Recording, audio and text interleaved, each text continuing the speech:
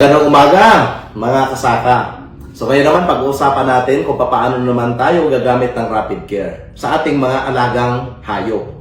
So halimbawa, kung meron kayong babuyan, manukan, kambing, baka, kalabaw, or even yung mga alaga natin sa bahay ng mga aso at pusa, pwede natin gamitan or painumin ng rapid care. Kasi ang rapid care ay meron siyang manure odor reducer. Ibig sabihin, walang amoy ang mga dumi, pati ihi ng ating mga alaga. Hindi masangsang ang mga amoy.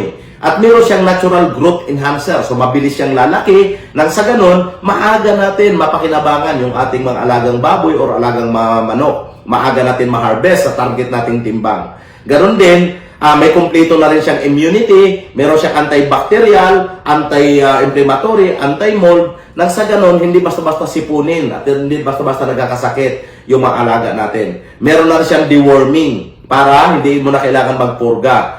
At ang pinakamaganda sa ating products, ito ay may natural growth enhancer. So, napakabilis na lalaki, no? So, halimbawa, katulad ng baboy, dati 4 months, kaya mo nang ibenta ng 2 months lang.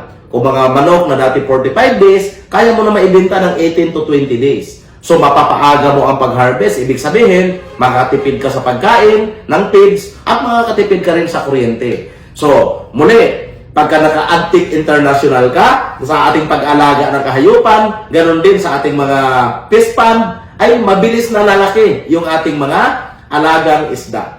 So, again, muli sa ating mga nagkasaka, pag naka-rapid care ka, Agtech International, lamang ka sa pagsasaka.